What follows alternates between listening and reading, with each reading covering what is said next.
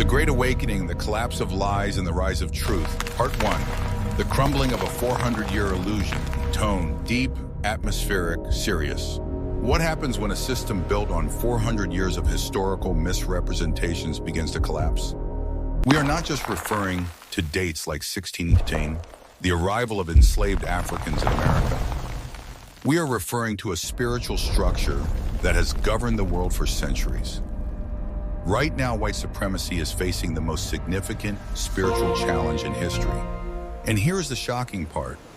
Black people do not even need to fight anymore. The truth itself is waging this battle. If you feel something shifting in the atmosphere, if you feel a tension in the spiritual realm, stay with me, because what I am about to reveal will change how you see everything happening in our world today, from politics to religion, from economics to identity. This is not just political theater. This is divine intervention unfolding before our eyes. Here is what terrifies those who built their power on deception. The system they called superior, the ideology they claimed was divine, is crumbling under the weight of its own contradictions. And the most powerful weapon against it is not rage. It is not violence. It is not even protest in the streets. It is the dignified silence of awakened people who finally understand their true identity. After watching this video, you will understand why black silence is the most powerful force on earth right now. You will understand why the Bible not only predicted this collapse, but confirms that we are living in prophetic times. I am going to walk you through scripture, archaeology, and modern genetics to reveal truths that have been systematically hidden, buried, and burned for centuries. The people we see as marginalized, oppressed, scattered across nations by ships, stripped of their heritage. These are the very people the Bible speaks about in dozens of prophecies.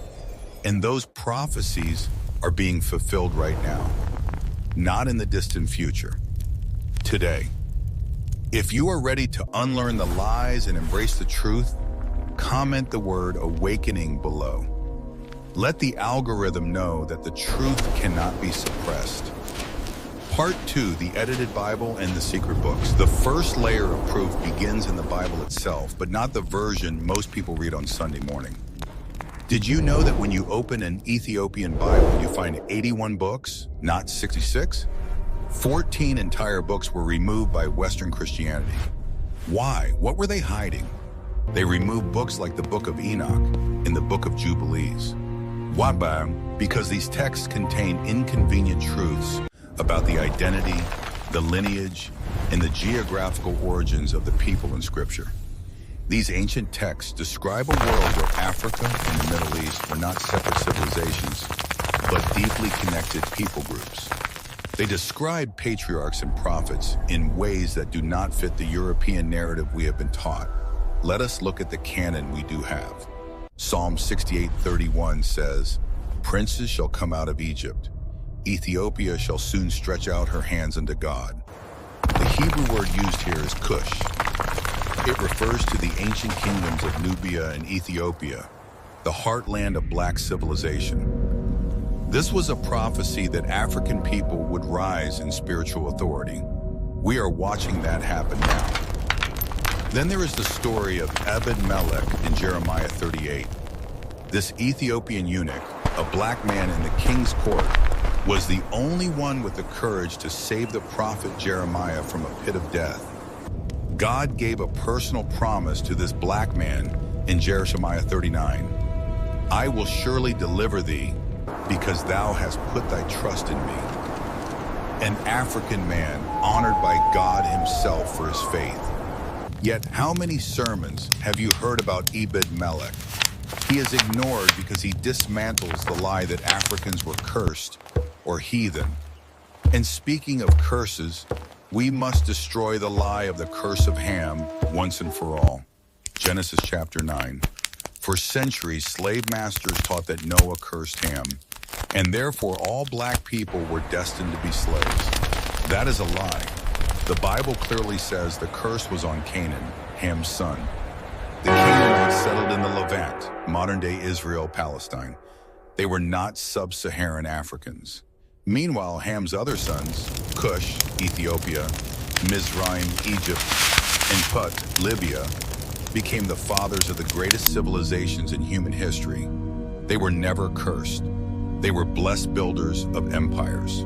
The curse of Ham was a theological weapon invented to justify the theft of human bodies. Part 3, the whitewashing of history and the Black Saints. But the erasure did not stop with the Bible. It extended into the history of the church itself. When you study early Christianity, a shocking truth emerges. The faith did not start in Europe. It began in the Middle East and North Africa. The greatest theologians of the early church were not white men in robes. They were Africans. Tertullian from Carthage, Cyprian, a bishop and martyr from North Africa, Augustine of Hippo, the most influential thinker of Western Christianity, was a North African, likely a Berber with dark skin. Saint Maurice, a Roman commander from Egypt, who led the Theban Legion, a unit of 6,600 African Christians. He was martyred for refusing to kill fellow Christians. For centuries, he was depicted in Europe as a black man in knight's armor. But over time, his statues were destroyed or repainted white. Why do we not know this? Because of the Council of Nicaea in 325 AD. Emperor Constantine, a Roman politician, convened this council to unify the empire. But unity came at the cost of truth. The council began the process of Romanizing the faith. They marginalized the African and Eastern bishops. They centered the faith in Europe. By the time of the Renaissance, artists like Michelangelo and Da Vinci were hired to paint biblical figures. They painted Jesus, Mary, and the disciples to look like Europeans, with pale skin and blue eyes. This was the psychological colonization of the world. If you can make a people believe that God looks like their oppressor, you can enslave them without chains. You enslave their minds. But the earth is vomiting up the truth. In 1945 in Egypt, the Nag Hammadi Library was discovered. These ancient texts, buried for 1,600 years, reveal early Christian teachings that predate the Roman Catholic Church. In the Dead Sea Scrolls, we find texts that link the Jewish people directly to African migrations. The truth was buried in the desert, waiting for this generation to find it. Part 4, DNA, Anthropology, and the Hidden Ones. Now let us turn to science, because even DNA is testifying against the lies. Modern genetics has confirmed what oral traditions have said for thousands of years. DNA studies of ancient populations in the Levant, ancient Israel, show that the people who lived there 2,000 years ago were brown-skinned people. They share genetic markers with modern-day North Africans, Ethiopians, and Yemenis. The white Jesus of European art, with pale skin and blue eyes, is a biological impossibility for a man living in the desert of first-century Nazareth. He would have died of skin cancer. The historical Messiah looked like the people of the region: brown skin, woolly hair, dark eyes. But the connection goes deeper. Look at the Lemba people of Zimbabwe and South Africa. For centuries, they claimed to be Israelites. Western scholars laughed at them, but recent DNA testing proved that Lemba men carry the Cohen-Modal haplotype, a specific genetic marker found in the Jewish priesthood. They are genetically Jewish. This proves that the lost tribes of Israel migrated deep into Africa. Look at the Gullah Geechee people in the American South. They preserved the ring shout, a spiritual circle dance. Anthropologists now realize this is not just a dance. It is a connection to ancient West African and Hebraic worship practices. The enslaved people did not just bring labor, they brought lineage, they brought covenant, they brought a connection to God that the slave masters could not understand and could not break. The resilience of the Black spirit, the ability to survive the Middle Passage, slavery, Jim Crow, and systemic racism is not just human strength. It is divine preservation. You cannot destroy a people whom God has made a covenant with. Part 5, The fall of Babylon and the rise of Zion. So, where are we now? Look around you. The systems of the world, the Babylon of our time, are shaking. Western nations that built their empires on colonization are facing economic collapse. The US dollar is losing its dominance. The BRICS alliance, Brazil, Russia, India, China, South Africa, is reshaping the global economy, shifting power away from the West and towards the global South.